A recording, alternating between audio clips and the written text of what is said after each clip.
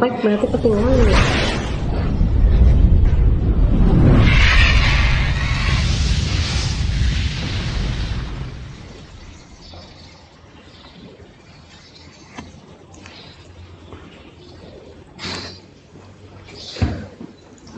Udah.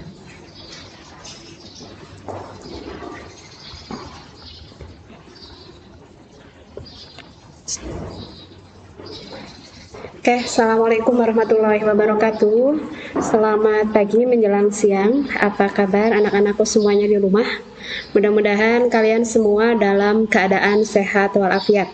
Ya, tak lupa buat kalian yang hari ini dalam keadaan kurang sehat, mudah-mudahan cepat sembuh ya. Tidak lupa Ibu ingatkan pada kalian untuk selalu menjaga protokol kesehatan ya. Tentunya menjaga 5M. Yang pertama memakai masker, mencuci tangan, tentunya pakai sabun dan air yang mengalir, menjaga jarak, menjauhi kerumunan dan membatasi mobilisasi dan interaksi. Jadi mengharapkan ketika memang kalian tidak terlalu penting untuk keluar, ya usahakan kalian tetap berada di rumah. Oke, kita lanjutkan materi minggu yang lalu. Ya, kaitannya dengan persatuan dan kesatuan bangsa pada masa demokrasi terpimpin atau Orde Lama. Ya, jadi pada masa demokrasi terpimpin ini berlaku mulai tanggal 5 Juli tahun 1959 sampai dengan 12 Maret 1967. Mungkin kalian masih ingat minggu yang lalu kita sudah membahas tentang persatuan dan kesatuan bangsa pada masa revolusi kemerdekaan, pada masa Republik Indonesia Serikat, ya, pada masa demokrasi liberal, dan ini merupakan masa yang keempat pada masa demokrasi terpimpin atau Orde Lama. Oke, di sini melalui dekret Presiden 5 Juli 1959, pemerintah memberlakukan kembali UUD NRI tahun 1945. Mungkin kalian masih ingat isi dekret Presiden yang minggu lalu sudah Ibu bacakan. Jadi diantaranya di sini kita sudah tidak lagi menggunakan UUD 1950, tapi kita sudah kembali kepada Undang-Undang Dasar Negara Republik Indonesia tahun 1945.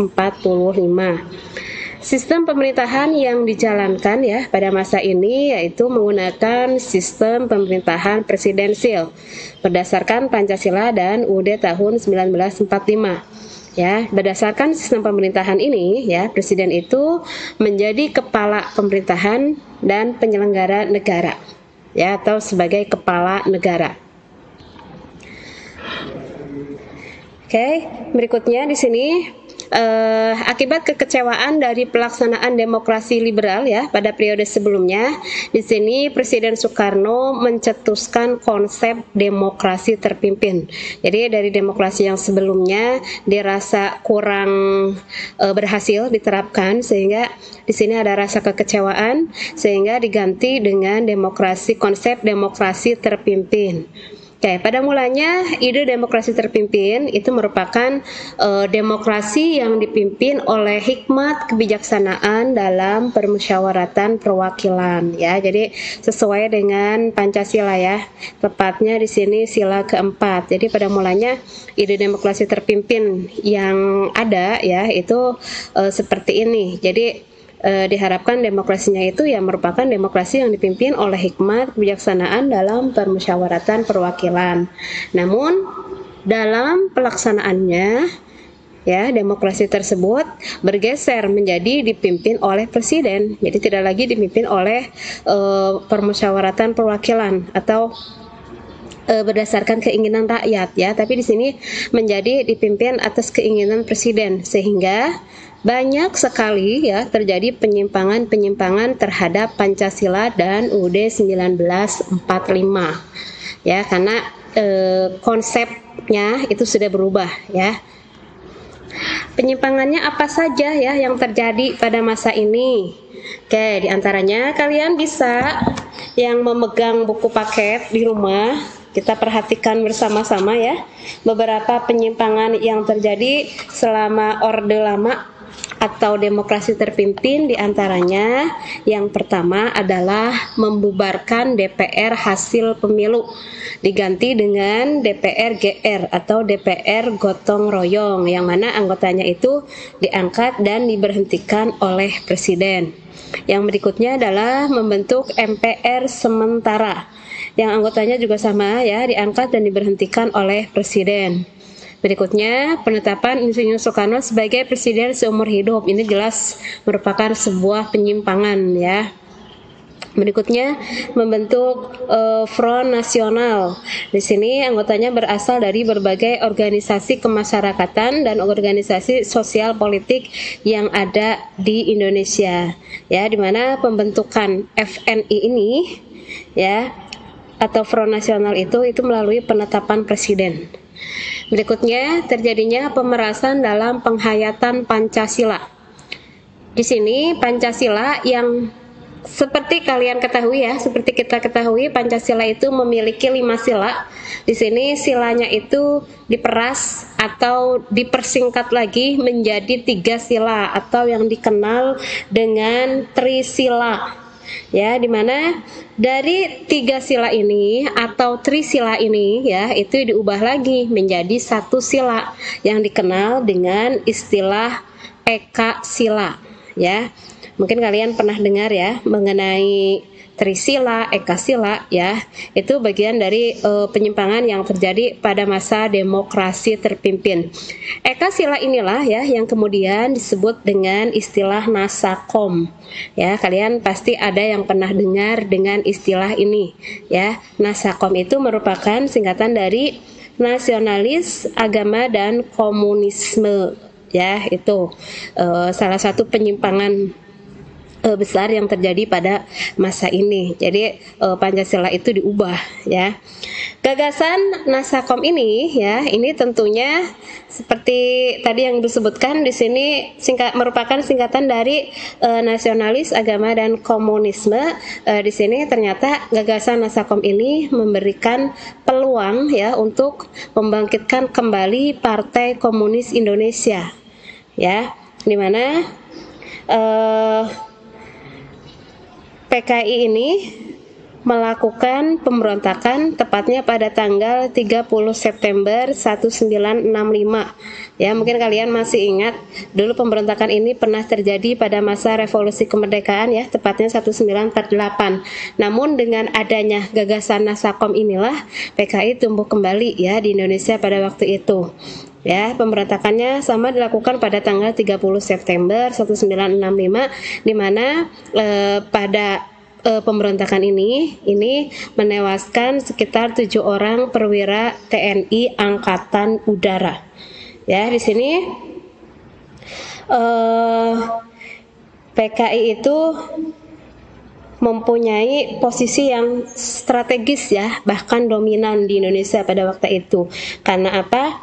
Karena posisi PKI pada waktu itu ya dilindungi gitu ya oleh Presiden Soekarno.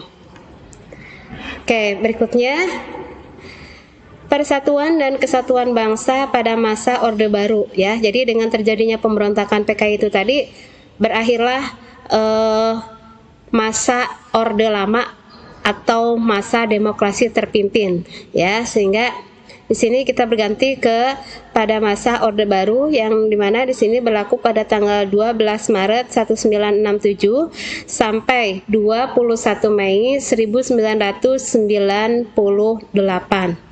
Oke, pada masa Orde Baru ini sistem pemerintahan yang kita terapkan ya itu sistem pemerintahan tetap berdasarkan UUD Negara Republik Indonesia tahun 1945, yaitu kita menggunakan sistem presidensil di mana di sini presiden menjadi penyelenggara negara dan dibantu oleh para menteri. Prioritas utama ya pada masa ini bertumpu pada pembangunan ekonomi dan stabilitas nasional yang mantap ya. Jadi itu yang menjadi prioritas utamanya. Jadi bertumpu kepada pembangunan ekonomi, sehingga selama Orde Baru itu ya itu telah terbentuk kurang lebih ada 7 kabinet ya, di mana kabinet tersebut dikenal dengan nama Kabinet Pembangunan 1 sampai dengan ke-7 ya. Mungkin pada masa ini ya rata-rata orang tua kalian saat ini ya pernah mengalami masa kepemimpinan dari Presiden Soeharto ya. Ini wajah presiden kita pada waktu itu. Oke, apa sih kelebihan dari sistem pemerintahan Orde Baru ya? Jadi dari pemerintahan Orde Baru ini dirasa mempunyai banyak kemajuan ya dari masa-masa sebelumnya. Oke, yang pertama di sini adalah naiknya pendapatan per kapita masyarakat ya, di mana pada tahun 1968 itu hanya sekitar 70 dolar Amerika Serikat, meningkat ya di tahun 1996 itu sudah mencapai lebih dari 1000 dolar Amerika Serikat. Ya, jadi pendapatan per kapita masyarakat di sini mengalami kenaikan yang cukup signifikan ya. Yang kedua adalah suksesnya program transmigrasi ya. Kalian tahu apa itu program transmigrasi? Jadi di sini perpindahan penduduk ya dari yang padat penduduknya ya ke daerah atau ke wilayah yang masih jarang penduduknya, sehingga pada waktu awal-awal dibukanya program transmigrasi ini banyak sekali ya masyarakat terutama dari Pulau Jawa, karena seperti kita ketahui Pulau Jawa itu merupakan salah satu pulau ya yang terpadat penduduknya. Ya, banyak masyarakat dari Pulau Jawa yang melakukan transmigrasi ke pulau-pulau di luar Jawa. Ya, jadi nggak heran kalau sekarang mungkin ada di antara saudara kita itu ya, yang dulunya itu di sini tinggalnya, tapi sekarang karena sudah dalam waktu yang lama mengikuti program transmigrasi dan berhasil, mereka itu ada yang menjadi orang Kalimantan, orang Sumatera itu ya. Jadi dengan membuka lahan-lahan baru di sana, membuka usaha baru di sana ya, itu mereka dulu mengikuti program transmigrasi. Tujuannya untuk apa gitu ya? Ya tidak lain untuk kehidupan yang lebih sejahtera ya, karena dirasa di Pulau Jawa itu selain padat penduduknya, mungkin secara lapangan kerja juga itu kurang gitu ya. Jadi mereka memperbaiki kehidupan mereka dengan cara bertransmigrasi. Ya, tidak sedikit itu ya dari mereka yang gagal itu ya. Kebanyakan kalau Ibu amati ya banyak dari mereka juga yang sukses kehidupannya saat ini gitu ya dengan mengikuti program ini. Dulu gencar-gencarnya adalah pada waktu kepemimpinan Presiden Soeharto. Yang berikutnya adalah suksesnya program KB. Ya, jadi sebelum adanya program KB bisa dikatakan dulu masyarakat Indonesia itu rata-rata ya setiap satu keluarga itu mempunyai anaknya itu sangat banyak. Ya minimal 5 itu ya. Seperti ya mungkin kalau orang tua kalian saat ini bisa dikatakan mengikuti program KB ya, tapi kalau untuk orang tua ibu zaman mereka itu kebanyakan dari mereka itu punya anak, punya keturunan ya paling minimal 5 ya. Tidak heran ketika keluarga itu mempunyai keturunan sampai 10 anak gitu. Jadi sebelum adanya program KB dulu seperti itu ya. Sekarang kan dengan adanya program KB ya minimal gitu ya, maksimal itu ya 2 gitu ya punya anak ya, walaupun kalau secara agama ya kita tidak dibatasi ya, tapi ini secara program pemerintah untuk mengurangi kepadatan penduduk untuk kesejahteraan kedepannya ya. Jadi diharapkan kita mengikuti program KB itu ya. Yang berikutnya adalah sukses memerangi buta huruf ya.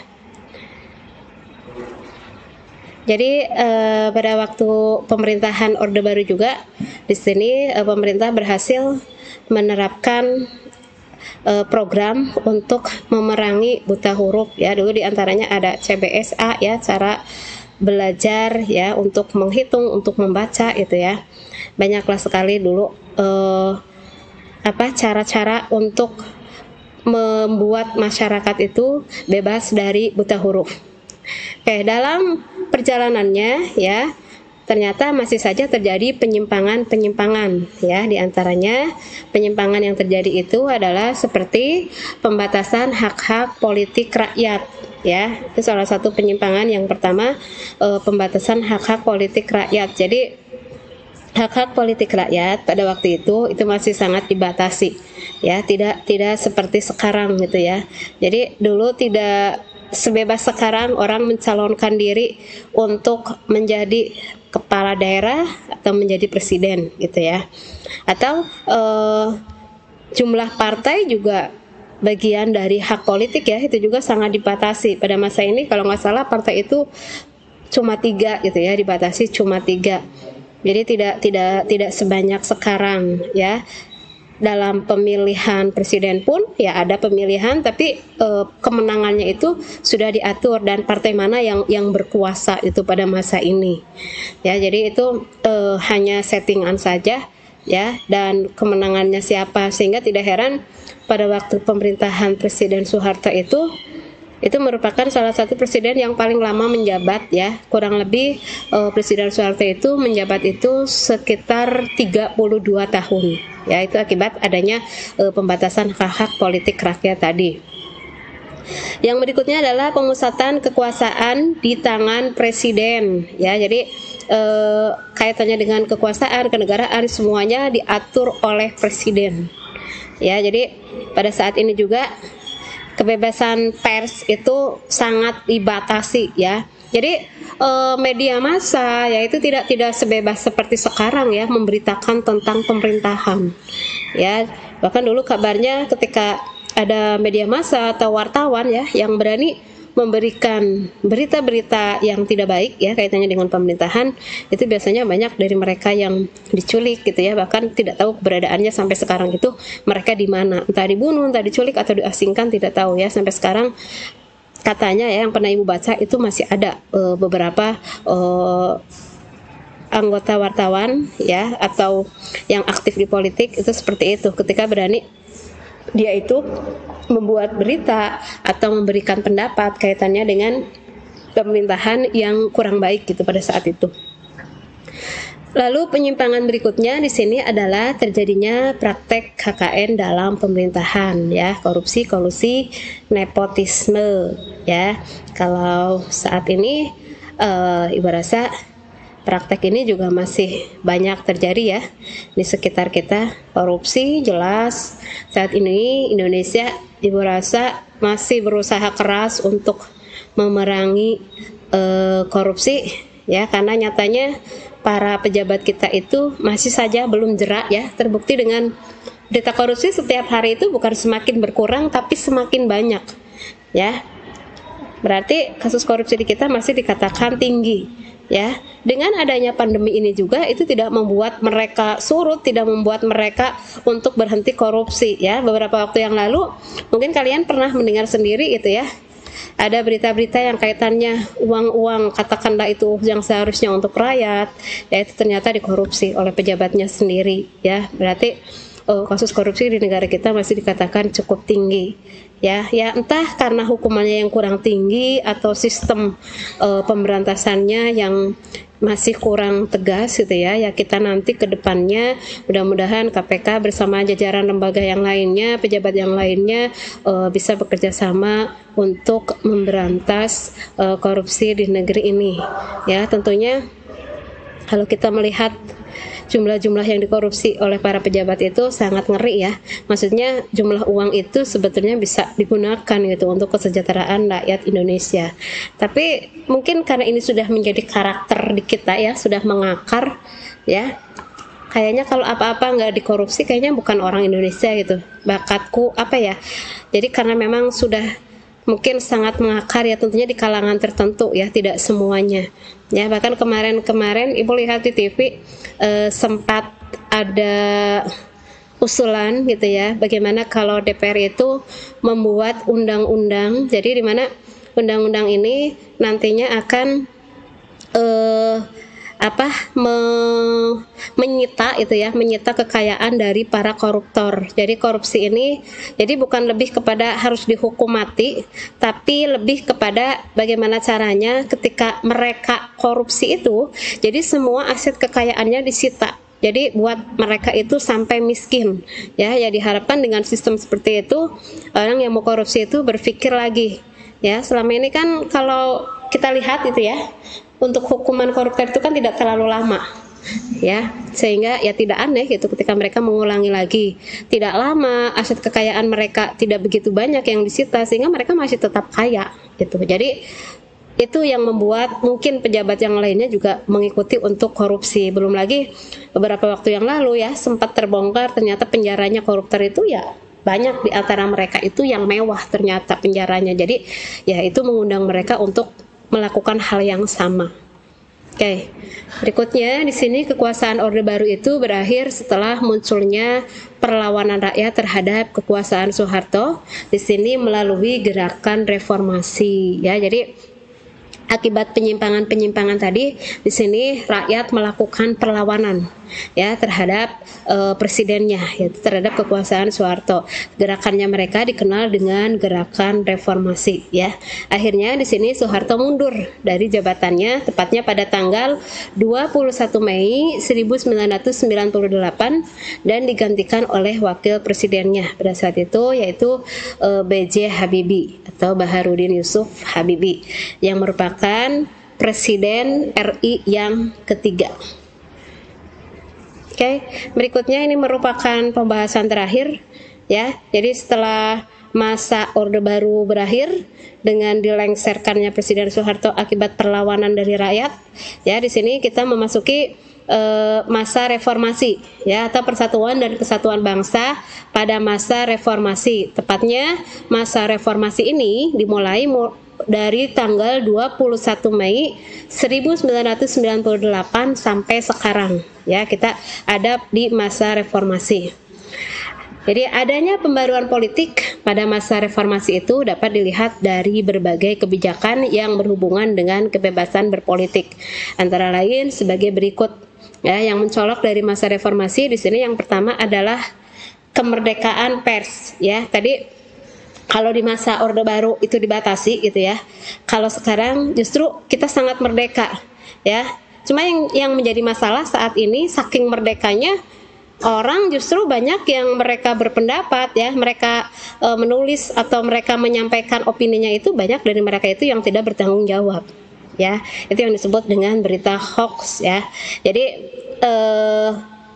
boleh gitu ya kita berpendapat tapi tetap ada aturannya, ada tata caranya. Pendapat yang kita keluarkan, yang kita ungkapkan itu harus pendapat yang bisa dipertanggungjawabkan.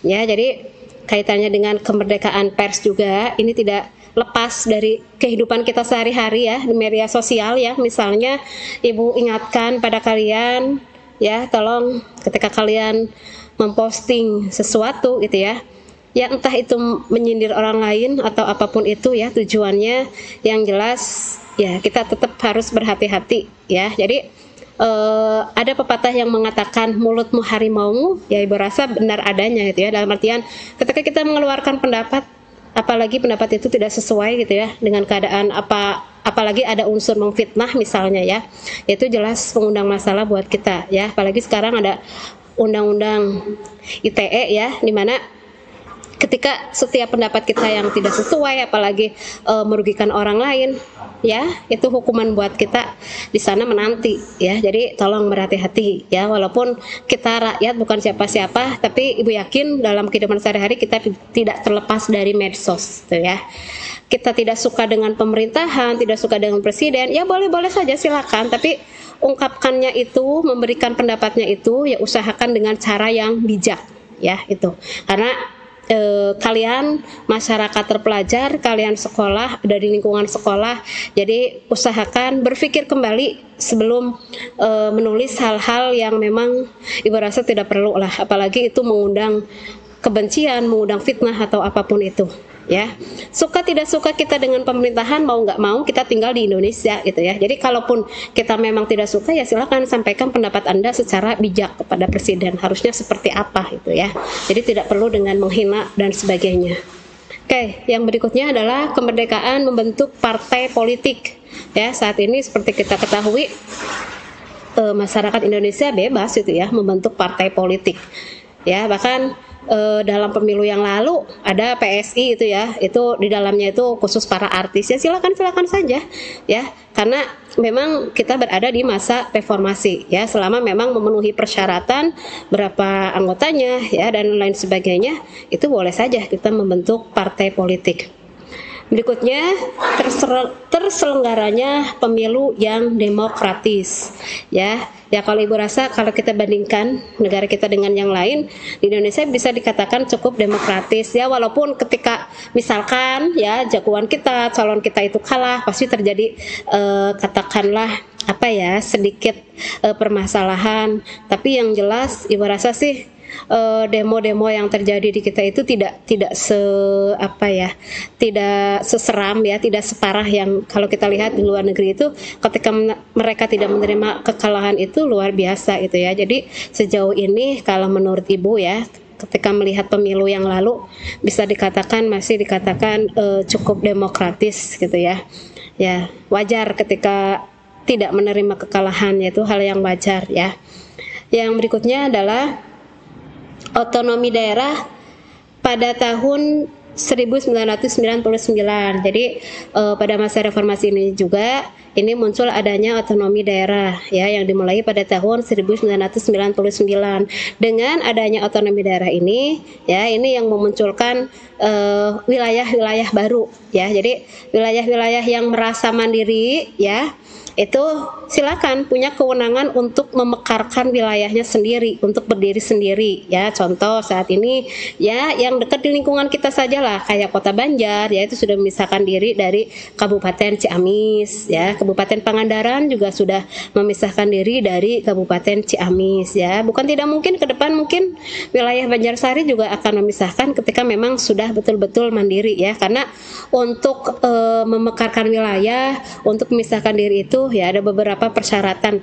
Jadi tidak bisa semau kita gitu ya. Tuh, ya ketika otonomi daerah itu kenapa diperbolehkan itu ya? Karena secara logika wilayah Indonesia kan sangat luas. Masyarakatnya sangat beraneka ragam. Ya, jadi ketika memang misalkan suatu kabupaten mengurus wilayah yang sangat luas dengan masyarakat yang sangat banyak, ya Ibu rasa pasti akan kurang terfokus lah, berbeda dengan ketika dibuat yang lebih kecil lagi itu. Pada masa ini itu dilakukan amandemen atau perubahan pada UUD NRI tahun 1945 ya, seperti yang kalian ketahui bahwa undang-undang itu sudah mengalami 4 kali amandemen ya atau perubahan yang dimulai dari tahun 99, 2000, 2001, 2002 ya. Terakhir sampai sekarang kita belum melakukan amandemen lagi. Ya, apakah ke depan mungkin kita melakukan amandemen lagi? Mungkin saja gitu ya. Karena salah satu sifat dari UUD itu kan fleksibel ya, mengikuti perkembangan zaman. Ketika memang ada pasal-pasal tertentu yang tidak sesuai, ke depan bisa diganti lagi ya. Cuma sejauh ini sekarang kita sudah 2021 ya. Sudah hampir 19 tahun ya, kita belum berubah. Oke, salah satu tujuannya adalah agar kekuasaan presiden tidak disalahgunakan. Jadi UUD ini dibuat juga mengimbangi dari kekuasaan presiden itu sendiri. Berikutnya, pada masa reformasi ini ya, Indonesia itu mengalami 5 kali pergantian presiden ya. Itu diawali dari tadi Presiden B.J. Habibie ya, yang tepatnya dari tahun 98 sampai 99 ya. Jadi cuma sebentar ya. Salah satu presiden yang paling singkat memimpin Indonesia itu adalah Presiden B.J. Habibie ya, karena keadaan yang pada waktu itu masih kurang stabil. Ya, berikutnya adalah dilanjutkan oleh Abdurrahman Wahid atau Gus Dur ya, itu memimpin dari tahun 1999 sampai dengan 2001. Dilanjutkan oleh wakilnya ya yang kini menjadi presiden, yaitu Ibu Megawati Soekarno Putri. Ya, mungkin kalian sudah tidak asing dengan Ibu Megawati ya, walaupun menjabat presidennya dulu, tapi sampai sekarang beliau masih terkenal ya, karena beliau merupakan ketua umum dari PDI gitu ya, dimana PDI itu yang merupakan salah satu partai yang cukup besar di Indonesia yang memenangkan pemilu ya kemarin ya. Presiden kita itu salah satu dukungan besarnya itu adalah dari PDI. Itu memimpin dari 2001 sampai dengan 2004 Ya, dilanjut dengan Susilo Bambang Yudhoyono atau SBY. Ini yang memimpin 2 periode, tepatnya dari 2004 sampai dengan 2014. Ya, dan terakhir Bapak Joko Widodo ya yang memimpin dari 2014 sampai sekarang ya. Pak Jokowi juga sekarang sudah 2 periode terakhir ya. Jadi nanti pemilu terakhir yaitu sekitar tahun 2024 ya. Itu seharusnya kalau sesuai dengan undang-undang yang sebelumnya Pak Jokowi itu sudah tidak bisa mencalonkan lagi ya. Namun tidak tahulah, karena kalau ibu mengikuti perkembangan berita katanya akan ditunda dulu, bahkan katanya akan ada kepemimpinan sampai 3 periode. Ya, kita ikuti saja berita berikutnya. Namun itu masih wacana dan terjadi perdebatan gitu ya di para pengamat politik ya. Jadi ya memang karena undang-undang sebelumnya kita cukup 2 periode, tapi ketika ada wacana baru harus 3 periode. Itu mungkin lebih lama lagi ya. Oke, sampai sini yang ibu sampaikan. Kalian nanti akan ibu kirim filenya ya lewat GC. Jadi permasa nanti akan ibu kirim PowerPoint-nya. Silakan ibu anggap ini materi terakhir. Mudah-mudahan kalian bisa mengikuti ya. Ibu rasa belajar ibu di sini hanya sedikit membantu saja ya. Kalian punya buku paket, kalian punya internet, kalian punya sumber-sumber lain yang lebih banyak. Jadi tidak harus terfokus pada ini ya. Oke, Ibu ucapkan terima kasih untuk kalian yang selalu setia mengikuti di Krayonpedia ya. Terima kasih atas pengorbanan kuotanya. Terima kasih atas kerjasamanya ya. Ini pertemuan kita terakhir di materi ya. Kita belum ulangan bab ini, belum ada, nanti ada tugas-tugas lain. Secara live mungkin ibu cukupkan sampai di sini ya. Untuk kedepannya kita lanjut melalui WA atau GC ya untuk hal-hal yang lainnya, nanti akan ibu umumkan lewat grup. Oke, terima kasih atas partisipasinya. Mohon maaf atas segala kekurangan. Ibu tutup. Assalamualaikum warahmatullahi wabarakatuh.